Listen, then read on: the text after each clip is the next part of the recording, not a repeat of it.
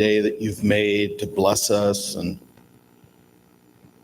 Father, I pray that we utilize this day to find you in a deeper way, to implement your word in a deeper way, and just to grow up in you and develop our relationship with you so we can look more and more like you.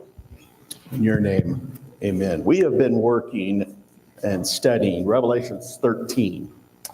And this is the chapter that follows this virgin that is confronted by this dragon up in heaven. Remember all of this? And she's pregnant, she gives birth. And this dragon's trying to destroy her son, which is the Messiah, but it doesn't work. And he loses his right to be up in heaven, and he's thrown down to the earth. And 13 starts off, I'm echoing, there we go, starts off with this verse. It says, "And the dragon stood on the sand of the seashore." It's like, oh, that's kind of ominous, isn't it? And the dragon stood on the sand of the seashore. It's kind of like a movie headline, right? It's like, what is that? Why is that in the text? I think it's this, a lot of this language in Revelation is metaphorical plus literal.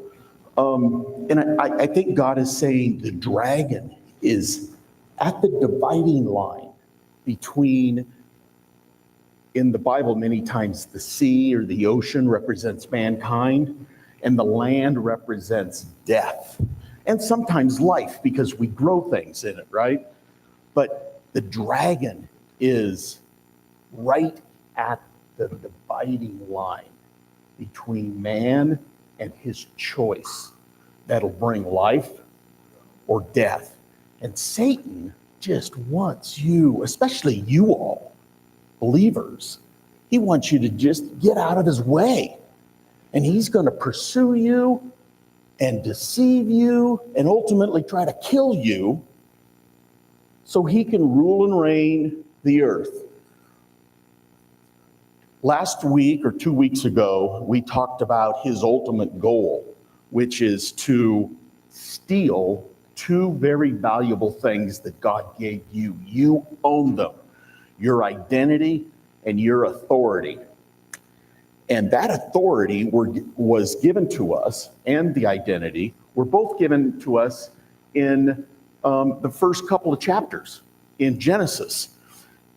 And this authority is, and why does Satan want it? Because this authority is what we have used for 6,000 plus years to manage the earth. We've been given the responsibility to wisely manage the earth. Now, that doesn't mean how we mine metals out of the earth. It includes that. We should do it in an environmentally safe way, but it also includes how are you managing your world?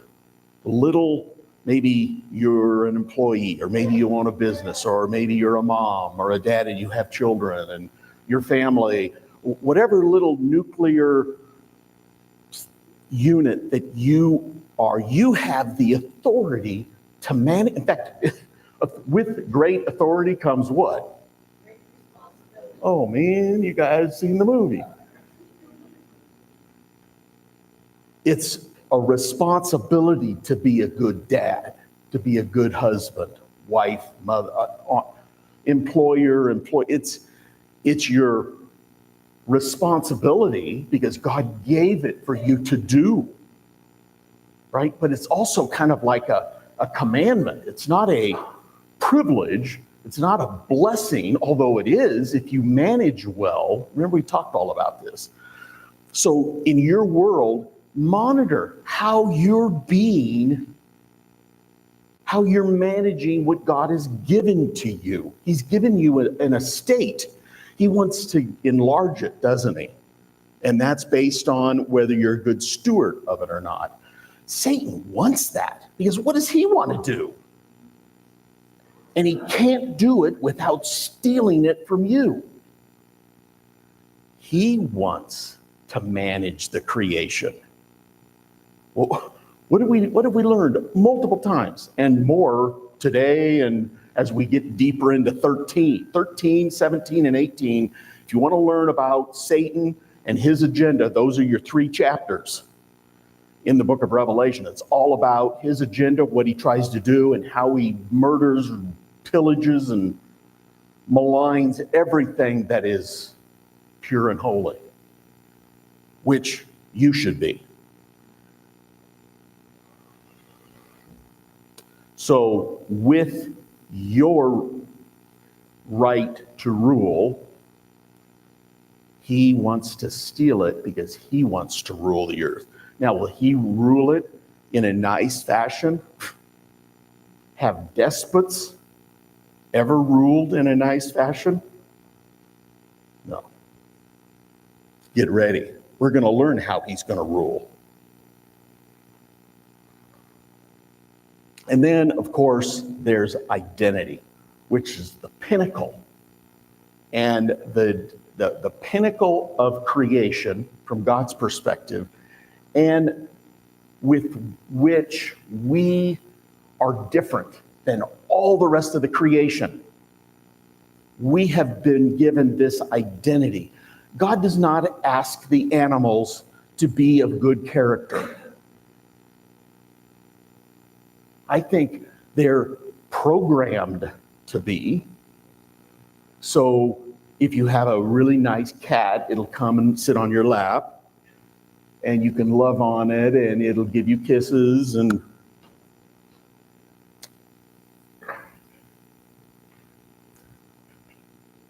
they don't have the responsibility that you've been given, which is to carry the identity of the Creator. You have. And it's a blessing, because with it, he intended from the very foundation of the earth to make you immortal. Because why, I don't know, especially when I review myself. He wants to live with us forever. Are you being likable from God's perspective to him? Does he like you? Oh, he loves you. There's no question, but does he like you? You know, how many people love somebody but don't like them? Don't say your spouse. We need to work at being, from God's perspective, likable. Because with that likability, we carry the image of God in our day-to-day activities. And people see that, and they go, oh, there's something unique about you. One of which is stability, reliability, your word, your character. Can people rely on you? Yep, I'm not going to bring that up because he's going to explode. Can they rely on that character, or can they rely on safety? Because God's very safe, and all of his character attributes are safe. They're reliable, and you can depend on God being a certain way. Stability in holiness, in God's character, has got to be our goal. You know, we read the passage in James about the mirror. You know, you look in the mirror and then you go and forget who you are. And the mirror represents the law there. Just read it, it's obvious. Well, make it so.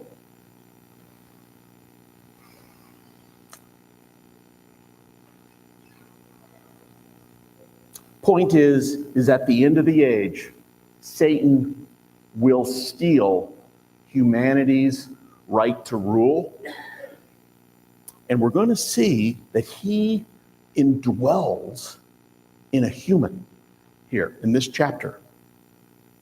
Why? Why not just come down as a cherub? I mean, that's pretty awesome.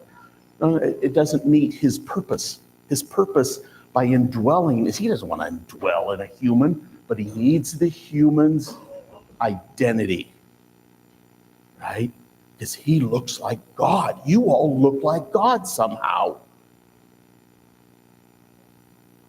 So there's reasons for what Satan is going to do at the end, and they're wrapped around your identity that he steals and your authority that he steals.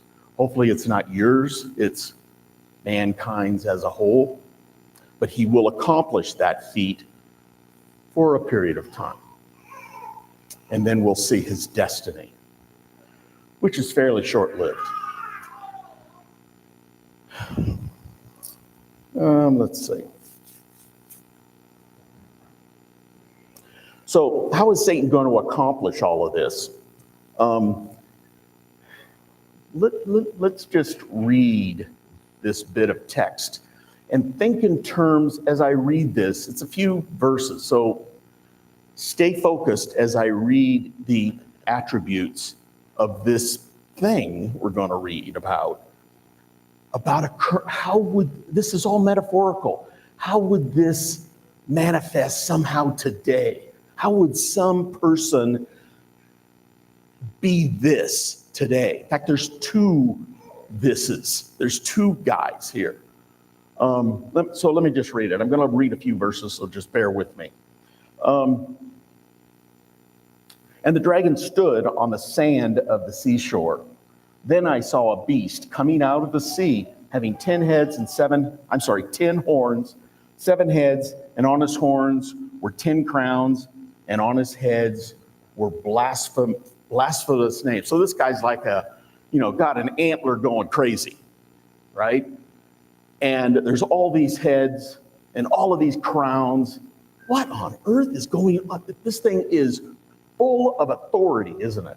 That's what it's selling. I'm an authoritarian, an authority-based being, multifaceted. And we've talked about all these heads and what they mean.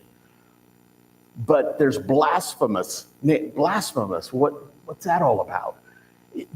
He becomes more and more, and you can see it occurring in our day on an escalating scale. The brash, open, blasphemous presentation that his kingdom comes with, which tells me that, I don't know about tomorrow or next year or anything. I'm not making any prediction. I'm just saying, during my lifetime, I've seen a slow evolution. Well, now it's a lot quicker. This brash, blasphemous, in-your-face contrast is moving quicker.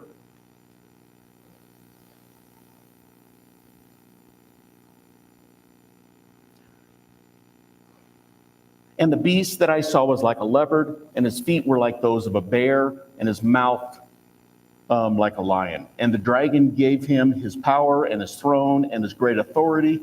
I saw one of the heads as if it had been fatally wounded, and his fatal wound was healed. And the whole earth was amazed and followed after this man, this beast. They worshiped the dragon. Wait a minute. What about the beast that rose up out of the sea? Why are they worshiping the dragon? And they worship the dragon because he gave his authority to the beast. So there's a power shift going from this cherub that we know as Satan, and he's giving his authority to this man, this beast that comes up out of the sea, which is a metaphorical representation of it's a human guy that rises up, right? So they worship Satan because he's given his power to this man, saying, who is like the beast, this man who is able to wage war with him? A mouth was given to him, speaking arrogant words and blasphemies. An authority to act for 42 months was given to him. So he's on a time limit. 42 months. How long is 42 months? You all should know by now it's 1,260 days. It's time, and half a time, right? And it's 42 months. You have these three things and these three time measurements in Daniel and Revelation. It's the only places that it occurs, but both of these occur in both books multiple times for various reasons. And he opened his mouth in blasphemies against God, to blaspheme his name. What is that? Is that taking God's name and using his name in vain? Is that what that means? To blaspheme his name? No, it means to attack his character, doesn't it? And to blaspheme his name and his tabernacle, that is, those who dwell in heaven. Satan is going to hate you even after you die. It's like, get over it already. And he opened his mouth, we read that. And it was also given to him to make war with saints and to overcome them. And authority was given to him over every tribe, people, language, and nation. So this isn't Hebrew focused. He's after everybody. If you don't line up, and in Daniel 11, it talks about how he makes friends. It's through bribery. It talks about gold. He's going to bribe them with gold, right? Just so he can gain an upper hand and build his authority as he reaches for the pinnacle, which I think at first he's going to hide his true goal, and then he's going to spring it on everybody. Which, of course, he's God. You don't start off with that. You end with that, right? All those who live on the earth will worship him, everyone whose name was not written in the book of life from the foundation of the world. If anyone has an ear, let him hear. Ooh, that's interesting. Why is that inserted in there? If anyone is destined to captivity he goes. If anyone kills with the sword he must be killed. Here's the perseverance and the faith of the saints. Is this saying that if you kill anybody, you're going to get killed? Is that what the meaning of this is? We'll get into it. No, is the answer. Then I want to read a couple. Hopefully I can get this far. Then I saw another beast coming out of the earth. And he had two horns like a lamb. And I looked this up, this lamb. This is not a lamb goat. It could, like some Hebrew words or Greek words can be interpreted for both. This is specifically a lamb. Okay, so a young lamb that is being represented here. What do you think God is trying to convey here by picking the word lamb rather than goat? Goat is the famous symbol of satanic worshipers, right? Goat's head. But this is a lamb. What's going on with the lamb? And he spoke this lamb speaks as a dragon. That's kind of a hint. He exercises all the authority of the first beast in his presence, and he makes the earth and those who live on it worship the first beast whose fatal wound was healed. And lastly, in 13, he performs great signs so that he even makes a fire come down from heaven out of the sky to the earth in the presence of people. There's 4 or 5 more verses here, but we will never get anywhere close to those today. So the takeaway here is I want you to see that in this bit of text, there's a few players, aren't there? There's a dragon that's on the seashore. And then there's this man, a beast, that rises up out of the sea that's got all these heads and authorities and things. And it's all blasphemy. And he's got a head wound, but he's been raised from the dead, right? And this thing's going to be just blasphemous every which way. And then there's another guy. He's got a sidekick, and we're going to learn that he's called the false prophet later on. And he's doing stuff that will wow people, all for the purpose of deception and pointing to the new king. Small k. So with all of that in mind,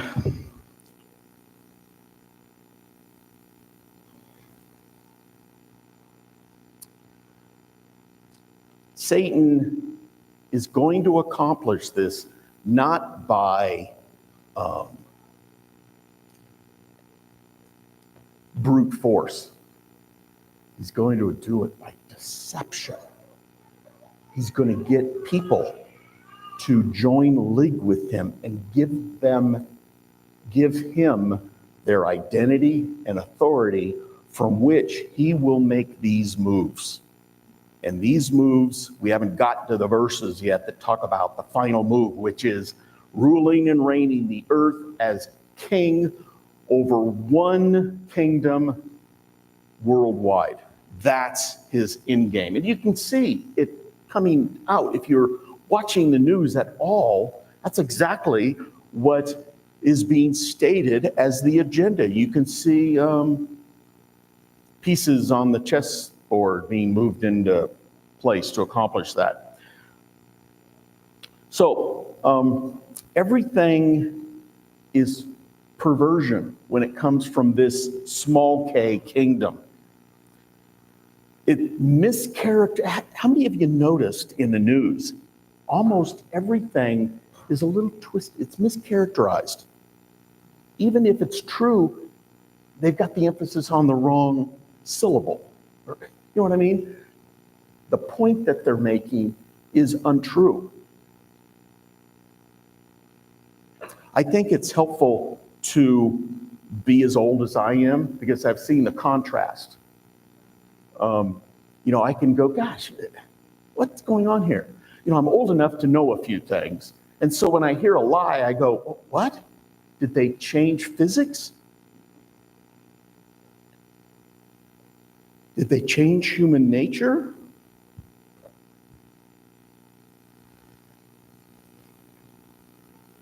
So this deception is going to get, you think it's bad now, it's going to get thick. You won't be able to tell the difference unless you're keyed into it. How do you tell the difference between the real McCoy and the masquerade?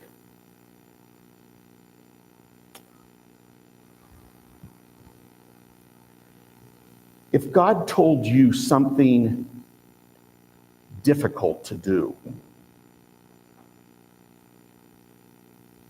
or to be at peace with something that with normal people you would be crazy in fear or very unsettled, and God said to be at peace, how would you respond? I remember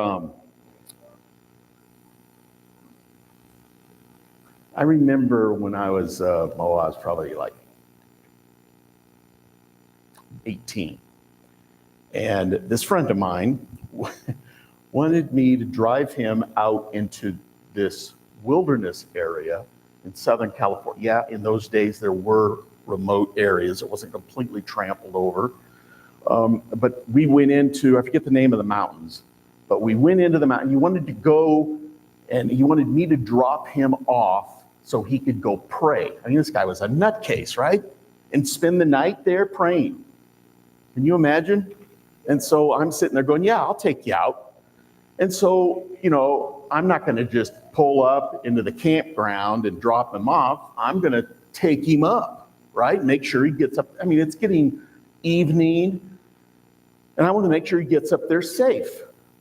It's not a neck of the woods. During these days, I'm a huge backpacker. I know the Sierra Nevadas, the San Gabriels. I've hiked most of the John Muir Trail, up and down multiple times. You'd never know that by looking at me now, but that's the way it used to be. But this little neck of the woods I didn't know very well because it's too far south. I wasn't interested in the southern, drier mountain ranges in Southern California. I liked water. I liked trees. Anyway, So this place was drier. It still had trees, but sagebrush was underneath the pines, drier kind of climates. So anyway, I took this guy way up into this wilderness area. And anyway, so he's fine, everything's good. And I go, okay, you're okay? You're gonna spend the night? You're gonna be okay? And yeah, I'm gonna be okay. So anyway, I go, I better get out of here because it's getting dark. And I'm a good hour down. I have to walk downhill. And I know that there's a couple of waterfalls that I have to, like 15 feet, that I have to negotiate, down. There's not trails that go around with little plaques that said this waterfall.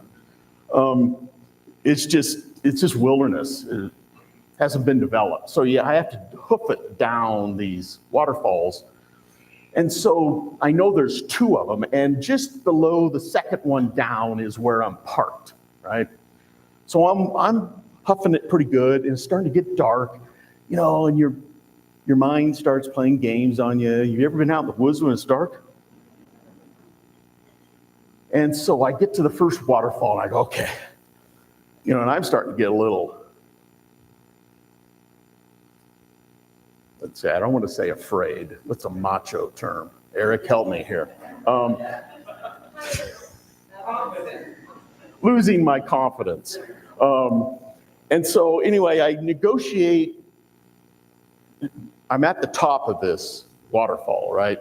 And so I see my way down, and I'm realizing, man, it's getting late, and it's going to be dark by the time I get back. So I'm a little bit intimidated.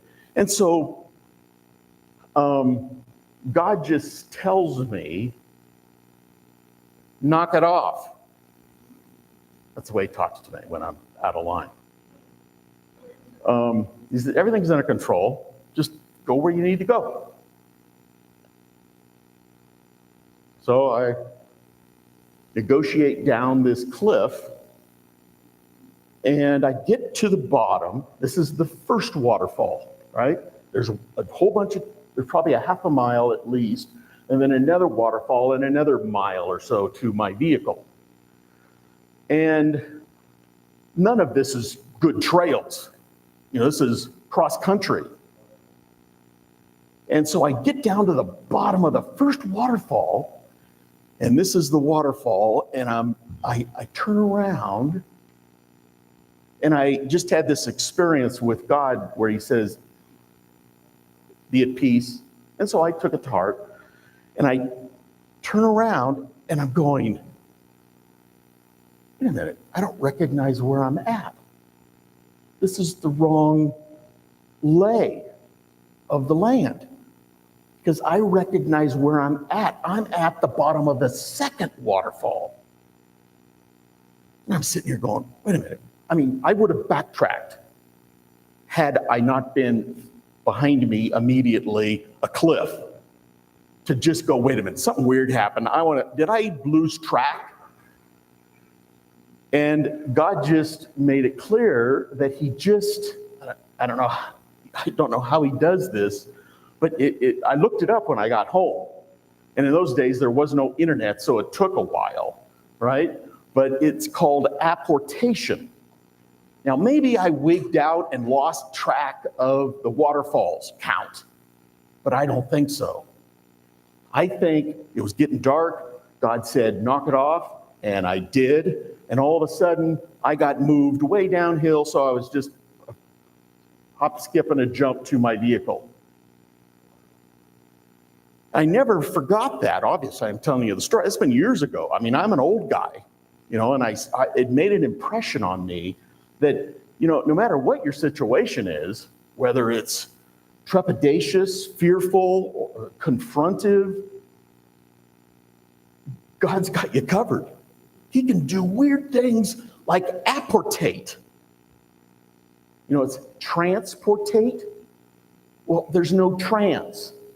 There's just a, which means in Greek, no. Right? So it's just like, boom, you get moved down a few miles. And to me, it was like, I went home and I told all my buddies, I go, you got to listen to this story. This is nuts. And they knew I was, my whole life I've been fairly kind of, what's the word? Forgetting the word. Not very emotional. So to see me animated was like maybe something did happen because he's acting really weird. Right? So anyway, point is sometimes we allow our emotions to maybe miscount waterfalls. No. We allow our emotions to lose sight of the fact that God loves you and he wants you to operate with his authority and his identity. He wants you to, at all times, look holy and look like a child of the King. Never lose track of that. That's your purpose with which you will be allowed to move mountains. Not because of anything you have the power to do, but because he has the power to work through you, right? So I chose at the top of that waterfall to be at peace. And yes, peace is a choice. It's not something you acquire. It's not like, God, give me peace. I hear that prayer all the time. I go, well, be at peace. It's a choice. It's not a depot that you arrive at. Oh, the restaurant I'm at is peace. So get inside. No. It's something you choose to acquire, right? We can find peaceful environments, right? But that's different than having innate peace, the peace of God indwelling in you, isn't it? So in Job 22:21, it says, be reconciled with him and be at peace. God is telling us to be at peace. Stop being fearful. If you're afraid of the dark, stop it already. It deters you from looking like him. Thereby, good will come to you. So, be reconciled to him and choose peace, and goodness will come to you. How many are constantly living in goodness?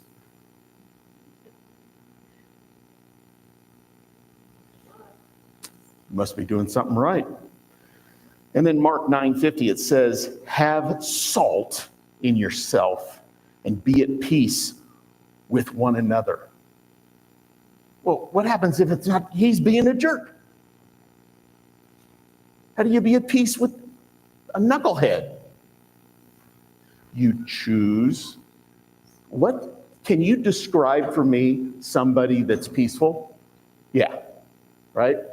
Now, describe for me the same person that's being peaceful when this guy's being a jerk, yelling and screaming and cussing and swearing and lying and cheating in front of you and destroying your character. It's the same definition. How many can be at peace, having all the characteristics of peace, when you're in a mess with this guy going crazy? I love to watch people that can do it. They're being interviewed on TV, and these interviewers are attacking them every which way. And I'm going, okay, here's your chance. If you want to have a huge impact, you just be at peace. Don't incite your emotions and take it on personally. Who cares about other people's opinion? Unless they're right. Then shape up your life. The only person you care about their opinion of is who? Other than your spouse. Is God, right? Because if he's happy, whoever raised their hand about having goodness in their life, that's how you get it.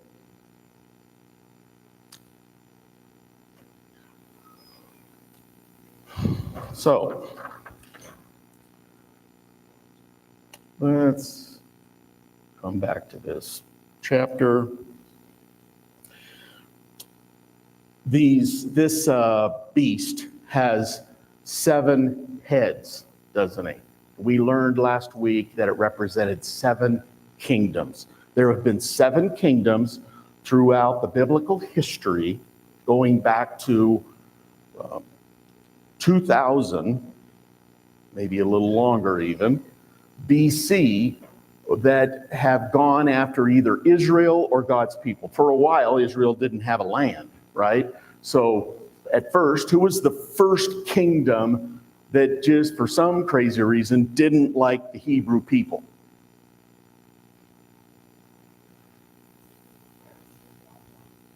Come on. The first one was Babylon. And then came who? Egypt. The pharaohs loved Moses. At first they loved Joseph, but it didn't last very long, did it? And then Pharaoh came along. While I'm thinking of it, every nation that came against Israel, and they all did, that was their pinnacle of strength. So as you go down the list, Babylon, Egypt, Assyria, and then Babylon again, Nebuchadnezzar's Babylon this time, and then the Medes and the Persians, and then the Greeks and the Romans, they all attacked and tried to destroy, many times vilely, not violently, vilely, Israel. That was the pinnacle of their strength. From there, their kingdom, and many times that particular despot that was ruling at the time, his life terminated, and the kingdom was no more. Nebuchadnezzar's it wasn't under Nebuchadnezzar's time, it was under his grandson Belshazzar's time, about 30, 40 years later. That was the end of Babylon. Babylon was destroyed. Cyrus destroyed the kingdom of Babylon, and it was now the Medes and the Persians' territory and city, and they ruled from Babylon. Lesson: don't mess around with God's people. And that includes believers as well as Hebrews, Jewish folks. Don't mess with them. You will get destroyed. Who do you suppose the beast messes with? We read it here. It says he's going to make war with the saints. Who are the saints? This word here. Any believer, Jew or Gentile. And it goes down the list. Every nation, tribe, and whatever else. Segregation of man. He goes after everybody. So they conform. Doesn't make any difference what your nationality is. I wonder what's going to happen to him. Will God stay consistent, or will Satan rule forevermore?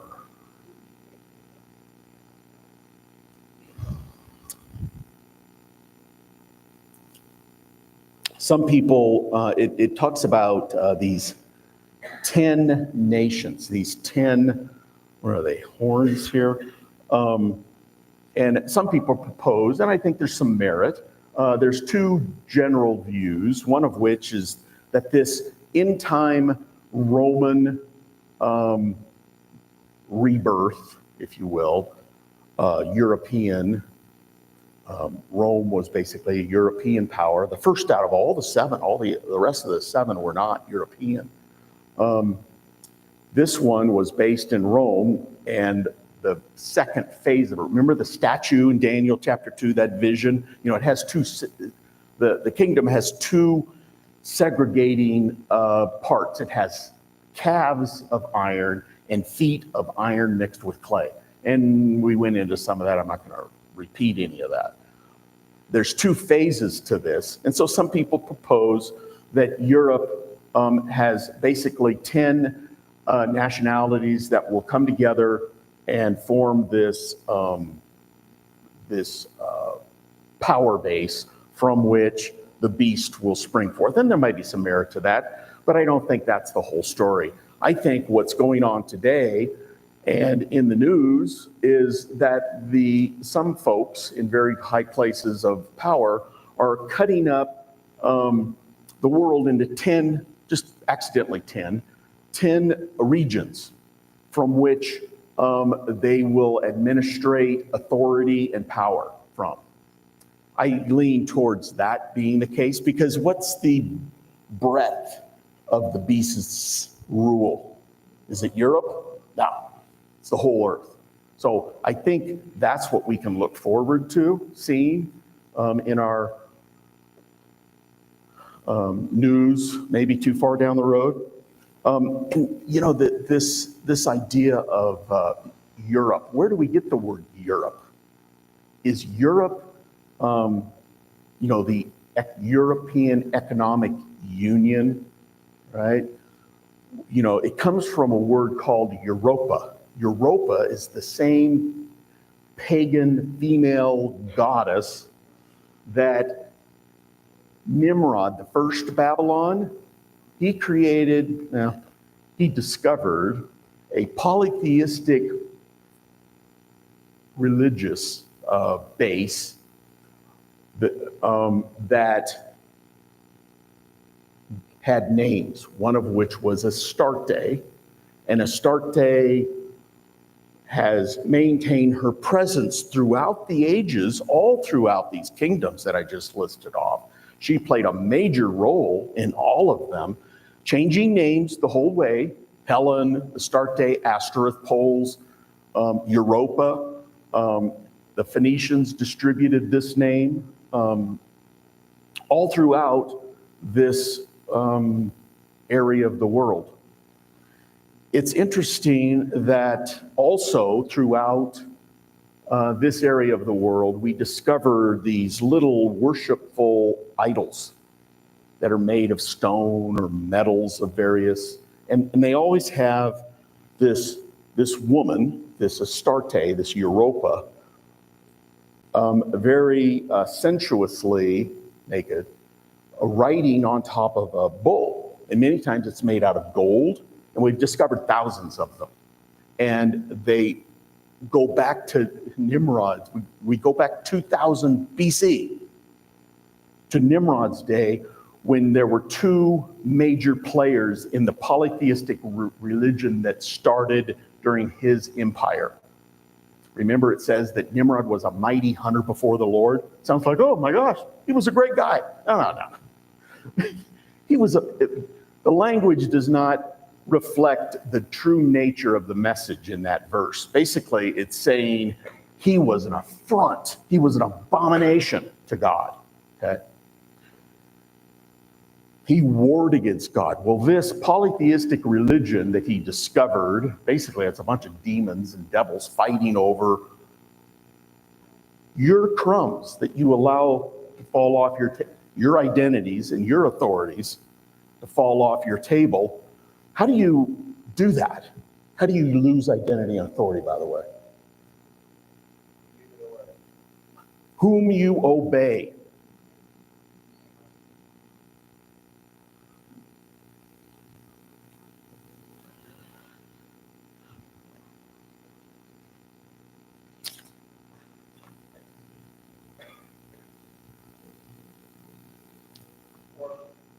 Yeah, worship. Let's see, I'm just looking at what I want to not do. This beast has 10 royal crowns. The Hebrew word there is in reference to a decoration that the Assyrian Empire, they were one of the seven, would use to tie the crowns onto their head. So it's the same thing that we see in the first horse rider. Remember, he's white, he's riding a white horse, and he's got a crown on his head, and he's got the what appears to be a talit, but he's only got the collar. You look up the Hebrew words, he's only got the collar, this part. He doesn't have this part, and certainly not. He doesn't want the power of God, he wants his own power, right? So he's a showboat, because this is the pretty part, right? And this guy here, he's a showboat as well. He's only got the decorations. He really doesn't have any authority. He's already lost. Remember in chapter 12? What happened to him? He was trying to kill the Messiah, the man-child, it says, but he lost. He wasn't able to do it, and he was thrown down to the earth. So why do we pretend that he has authority? Because he's a showboat. He looks good.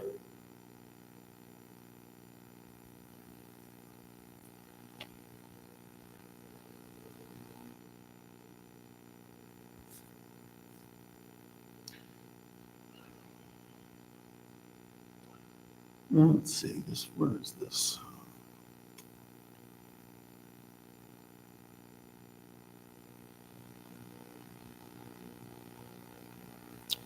Somehow it talks about these crowns as blasphemous names are written on them.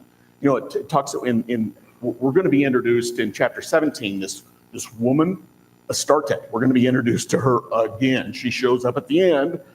You know, she wants her chunk of flesh. She wants her chunk of authority and power, right? So you got these players coming up. They're all devils, and they're rising up. And God uses this weird language to describe them. We'll get into 17. But the point is this woman who's blasphemous. She's got blasphemous names written all over her as well. Obviously, these guys are not holy, and they don't worship the true God, do they? In fact, they're claiming to be gods. So they want to put down and suppress the knowledge and certainly the proper understanding of God and God's character by describing him in blasphemous ways. Has anybody noticed anything like that in our day? Did anybody watch the Olympics opening ceremony? I mean, I'm sitting there and I'm going, what? You didn't watch it. They've removed it, I heard. I was just going to say, if you haven't, you should go see it. But they removed it because the Christian community was in such uproar about it because it was so blasphemous. I mean, they had the Last Supper scene with, well, I don't want to describe it. It was abominable. And then most people didn't notice this, but the bull, remember the bull on which Astarte rides, these golden figurines, which, by the way, when Europe first started, they minted coins that had the bull and the naked woman, Astarte, writing on the face of the coins. But that's just accidental. They're not trying to make a statement here. Okay, they're not trying to make links. It's just fun. Well, also in this opening ceremony, some more fun. Did you notice the giant gold bowl that was in the background? And Astarte, this woman, why do any of that if you're not trying to make a point? If there's not any linkage to truth, because there is truth here. They're abominable, and they're trying to destroy and confront, and they're trying to see how far they can push it. And they're pushing it pretty far, I think. Of course, the creators of the ceremony came out and said, it wasn't the Last Supper. We weren't trying to, if you look at it, it's clearly the Last Supper. And there's abominable things going on at this Last Supper. And the representation of Yeshua at the Olympics Last Supper, go see it.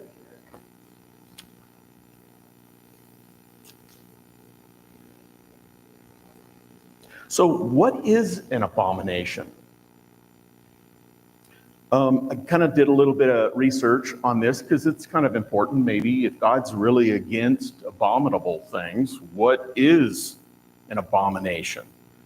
And the definition was it's an extreme impurity.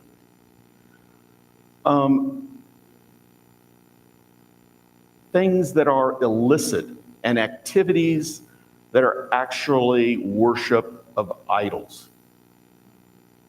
So that doesn't happen in our day. We don't worship idols, right? So the obvious question is, what's an idol? And the definition it's not a little figurine.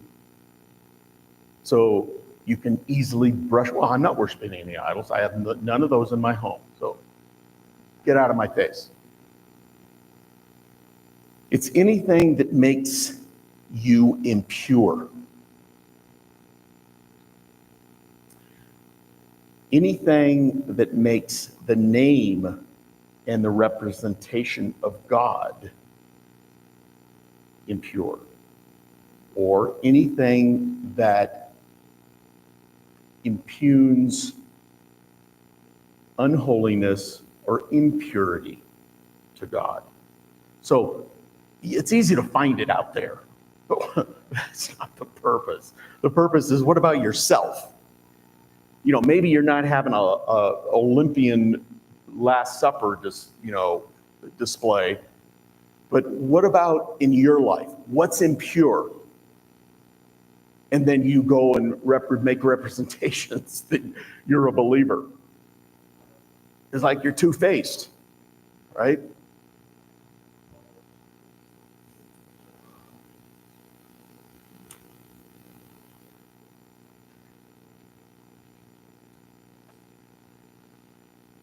Let's see. I'm going to skip that.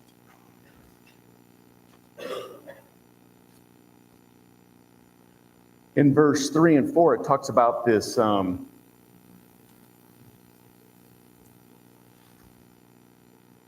I do want to cover this. I'm running out of time, which is always the case. We've learned Satan becomes one with the beast. And he gives his power and authority to this beast.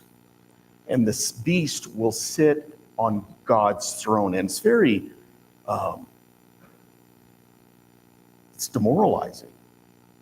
How many are being demoralized by reading the news? In fact, I have a tough time watching the news because it's so demoralizing. It's like, it's hard to see evil win. But there's some good news.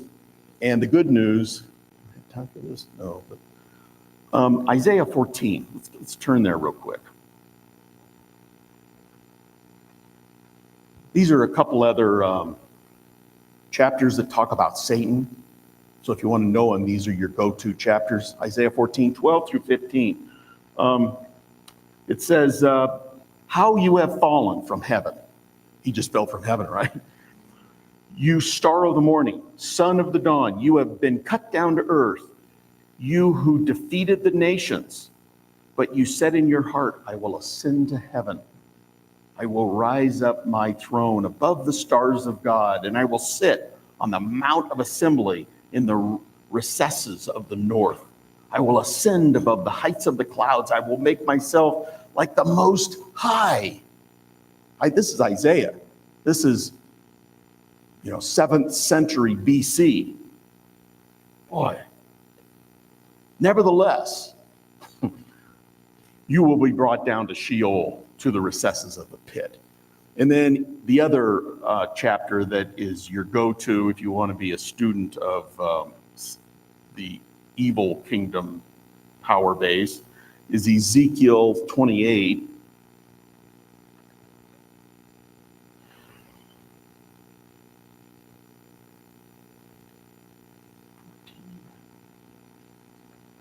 Listen to this. You were the anointed. It's talking about Satan. You were the anointed cherub. He's a cherub. That's the highest authority angel who covers a place and I placed you there. I placed you in this authority. You were on the holy mountain of God. You walked in the midst of the stones of fire, which is a reference to God's people. You were blameless in your ways for the day, from the day you were created until unrighteousness was found in you. By the abundance of your trade, you were internally infilled with violence. You noticed it's kind of like Hitler was a very nonviolent person. Not. And it's kind of if you look at all these despots that ruled these 7 kingdoms, very rarely, there are some standouts, but very rarely do you find peaceful guys. They're all violent men. And you sinned. Therefore, I cast you as profane from the mountain of God. I have destroyed you covering cherub, from the midst of the stones of fire. Your heart was haughty because of your beauty. You corrupted your wisdom by reason of your splendor. Think of people doing this as well. I threw you to the ground. I put you before kings, that they may see you. And it goes on. I have turned you to ashes on the earth in the eyes of all who see you. And all who know you among the peoples are appalled at you. You have become terrified, and you will cease to be forever. What? I thought he's thrown into the lake of fire forever. We'll get to that. Always want to interpret the new in the context of the old. Okay? The old says Satan does not exist forever. He's destroyed by God. Anyway.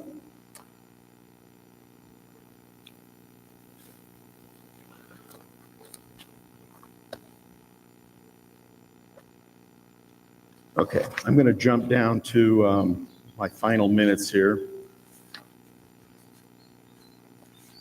To verse 11. Go back.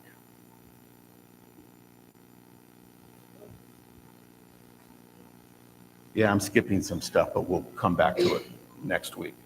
And I saw another beast coming up out of the earth, and he had 2 horns like a lamb, and he spoke as a dragon. He exercised all the authority of the first beast, and in his presence.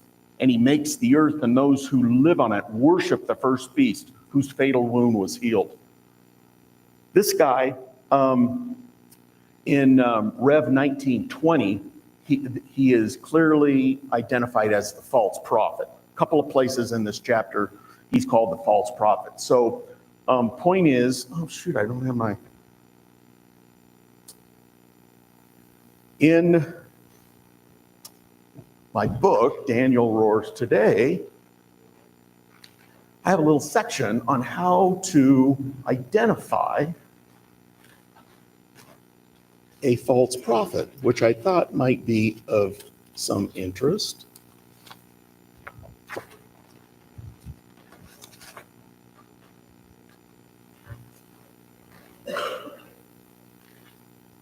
I'm waiting to get into better light because my old eyes won't read back there where it's not good. So the first one, does the prophet and what he has to say line up with God's word? So the first check is this word violating a principle of God's character? Because that's what the law is, that's what the word is. It's a reflection, it's an expose of the character of God. Does it line up with that? God's not going to contradict himself, right? Second,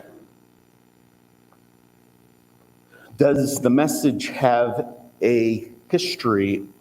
Does the messenger have a history of his messages coming true? I've got verses that support all this. It's in this book here on page 84. So if the prophet just getting it wrong. Just blow it off. You know how many prophets there are? I'm afraid. I've grown up. My church background has been very prophetic. Not me, my church background has. And I've seen prophets come and go, and I'm tired of them, to be honest. I really don't want to hear another prophetic word. Not to say that God doesn't speak, he does. But I haven't really run across any guy or gal that's consistently nailing it. The only ones that come true are words of God that are so nebulous that any circumstance could have fulfilled it. I don't buy those.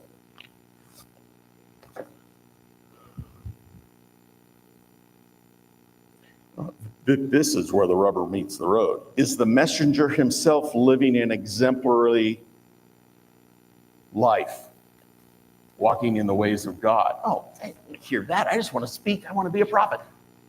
I don't know that I have to clean up my act to do it. Yes. When you look at the biblical prophets, they were asked to do crazy things. All following God. They were holy men. And when they messed up, it didn't go well.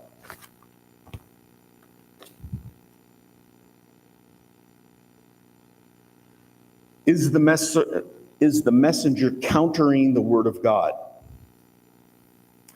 So, for example, is he bringing forth a blessing when no blessing has been earned? I see that routinely. I'm going, I know that guy. Why are you blessing him?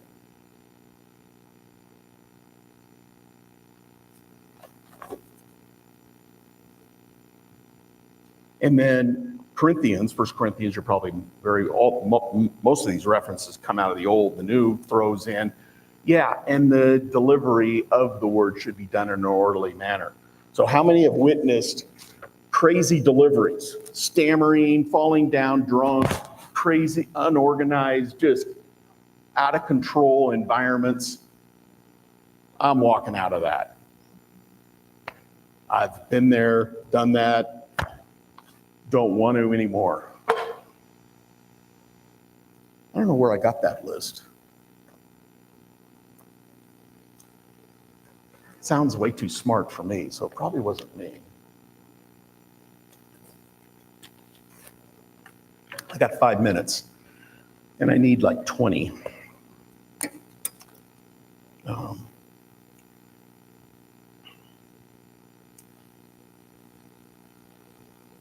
Let me see how I can condense this.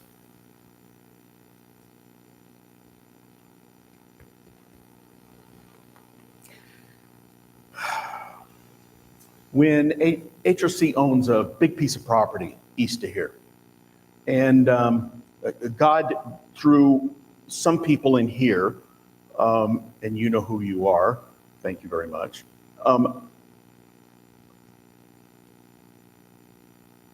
threw this at me one day about 9 years ago. And anyway, to make a long story short, I felt, and the leadership of HOC felt, that we were supposed to pursue a piece of property. In the process, I kept saying, no, we don't have enough money for anything like that. We would need somebody willing to do, like give us, a lot of like a tithe donation to get a piece of property like this. And I'm going, well, that isn't going to happen. And these things are way out of our financial realm. I mean, we can afford an acre, but there are no acres out there.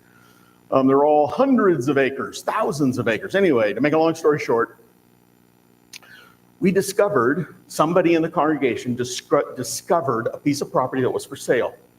And I'm going to cut right to the quick because I don't have any time. So we got a hold of the owner. The owner happened to be a friend of somebody that attends here, just accidentally. Okay, it's like, what? So I knew this was God moving, right? So we negotiated a deal. Friday, it was over. We had the deal. We were going to go put it in escrow. It was all done. And we only had to pay half price. And the terms were like, unbelievable. This guy was philanthropic. and very much friendly toward believers. I think he probably was a believer, but I don't know that for sure. Anyway, we negotiated the Friday, done. That evening, I get a phone call saying, yeah, you know that piece of property? I don't own that anymore. I'm going, I'm not talking to him, I'm talking to God. I go, okay, you worked a miracle. There's nobody out there willing to give hundreds of thousands and trade it for a tithe donation.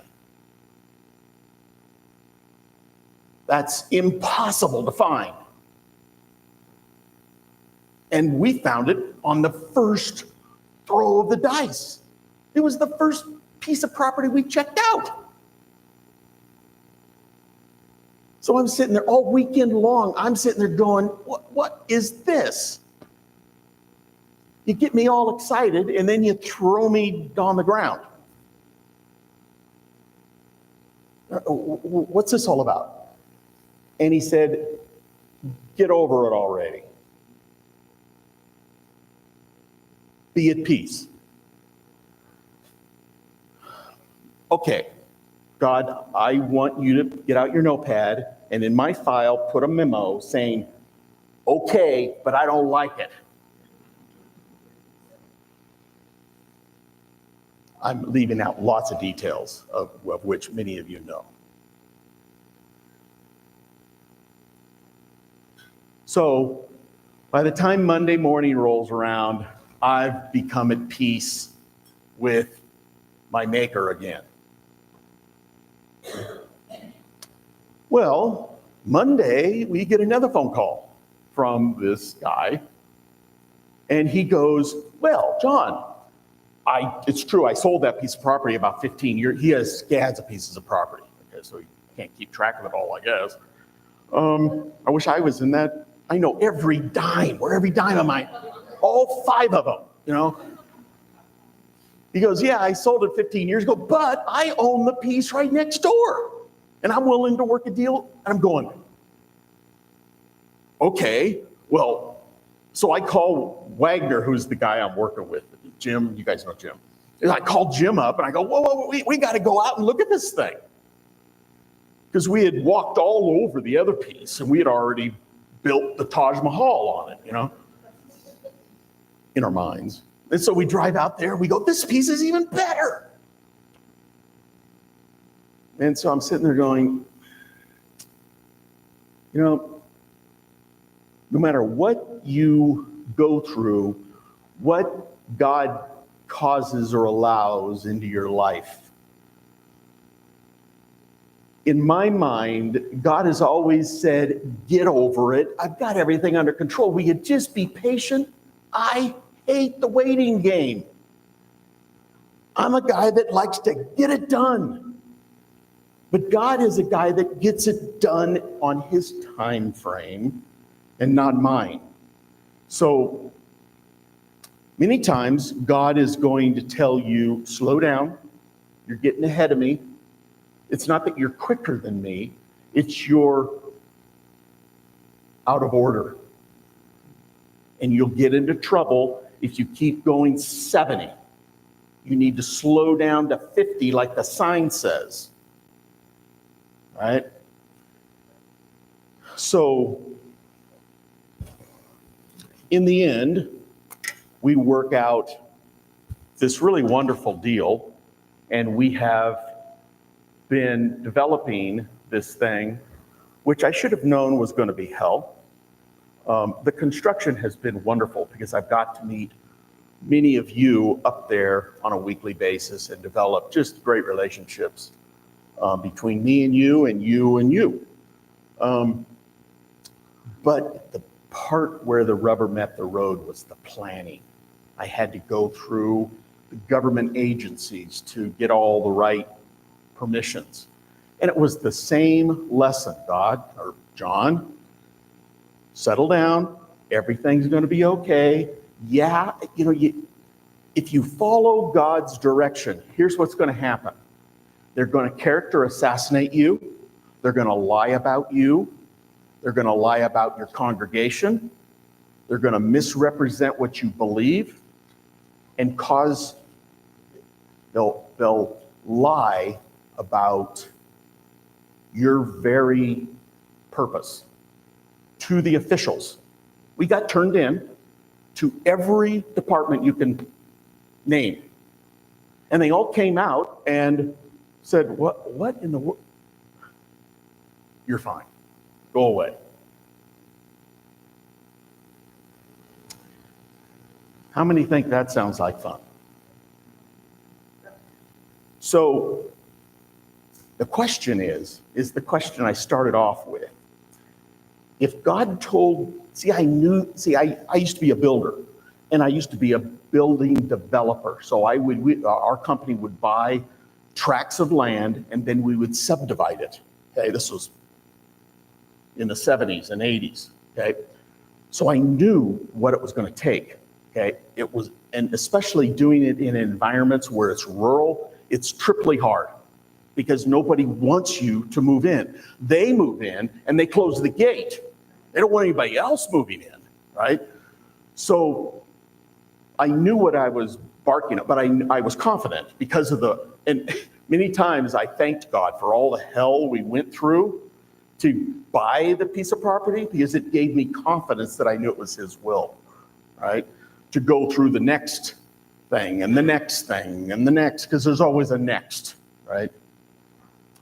The question that you want to ask yourself is, if God told you to do something really hard, like think about Moses.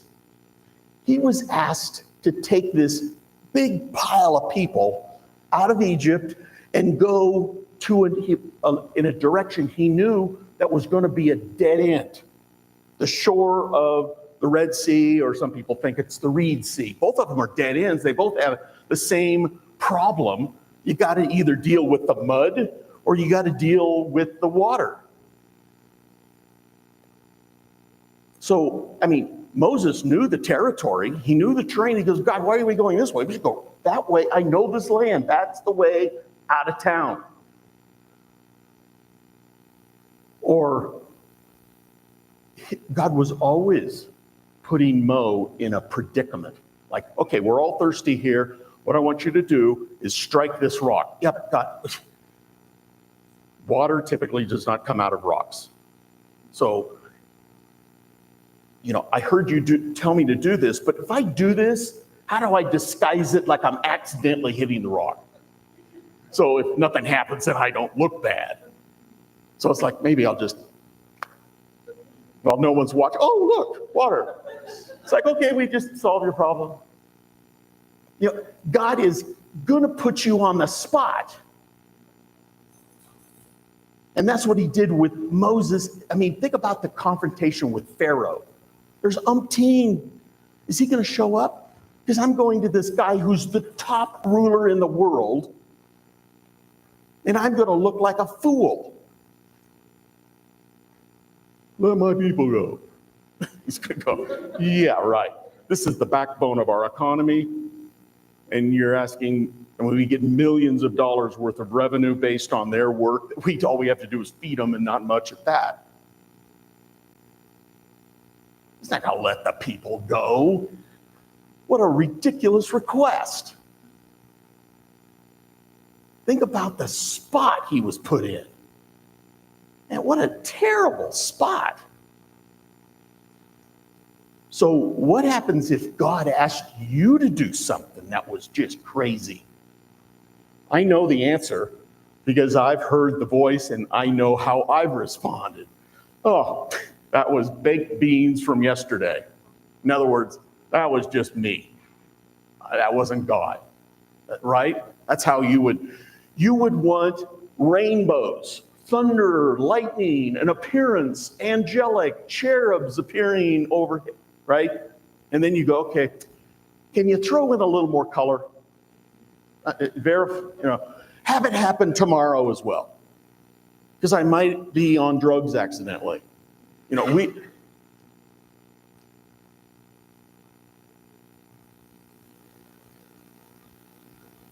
There might be a day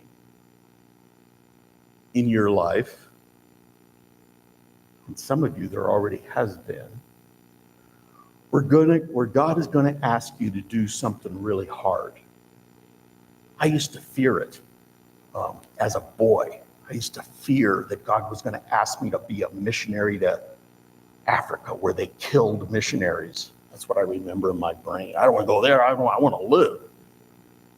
That was a hard thing. Well, that's usually what God asks you to do, something really audaciously hard. That's exactly what happened to most of the people in the Bible. God asked them to do difficult things, and most of them responded well. And God wants you to respond well as well, right?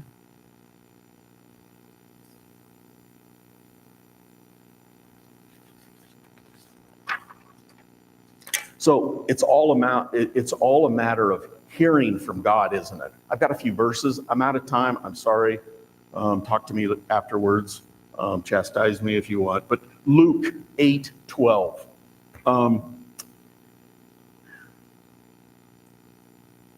This is the parable of the sower. It says, and those beside the road are the ones who have heard. Then the devil came and took it away, took the words from their heart, so that they would not believe and be saved. They heard. How many of us are hearing? No, it's baked beans. Isaiah 28:23. Listen and hear my voice. Pay attention and hear my words. Ooh, how many of you are paying attention? What do you have to do to pay attention? Yeah, you have to listen. And you have to believe that God loves you enough to bother speaking to you. Well, let me tell you, he does. On both, he does speak and he does love you. John 10:27. My sheep. Oh, I hate this verse because do I hear God? It says, my sheep hear my voice, and I know them, and they follow me. Why do they follow him? They hear and obey. See, in Hebrew, the word hear means to obey. It's when you hear, you obey. It's not hear and go, oh, not today. Tomorrow, God. In Hebrew, that's a non sequitur. That is not what that conveys. And then Isaiah 28:23. Listen and hear my voice. Pay attention and hear my words. And John 10:27. My sheep hear my voice. I already read these. Revelations 3:20. Behold, I stand at the door and knock. If any man hears my voice and opens the door, I will come into him and will sup with him and be with him. So there's a door that God opens. No, you open. I open. Every day, God's knocking at the door. Hey, you want to go out to lunch? I want to chat. Yeah, there's appointed times. The feasts are appointed times. Those are special days. But every day with God is a day he wants to spend with you. But there's a door that's between you and him. And he's knocking. Do you hear it? Do you hear the knock? Are you paying attention? There will come a day when he'll ask you to do a very difficult thing. Will you be trained yourself to be attentive on that day? It might save your life. Amen? Let's see. Let's rise for the Aaronic blessing. Father, we come before you. We just thank you for your word. We just pray that we become more and more attentive and we learn how to hear your voice from the Hebrew perspective. Is to hear is to do.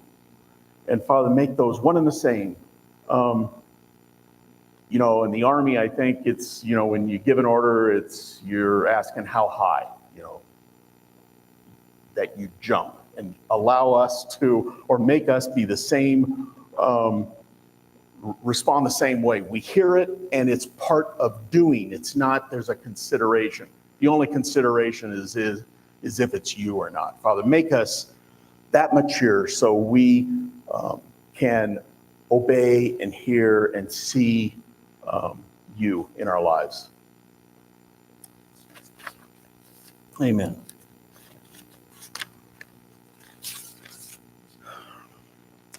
May the Lord bless you and keep you. May the Lord make his face to shine upon you and be gracious to you. May the Lord lift his face upon you and give you peace. Amen. Shabbat shalom.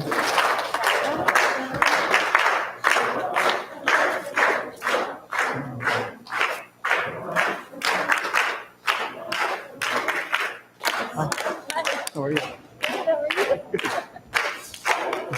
Shabbat, Shabbat, Shabbat, Shalom. Shabbat, Shabbat, Shabbat, Shabbat, Shalom. Shabbat, Shalom. Shabbat, Shalom. Shabbat, Shabbat, Shalom.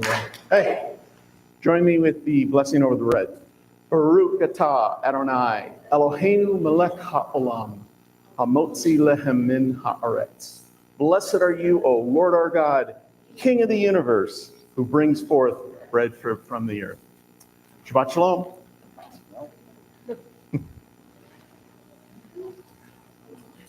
Who wants it?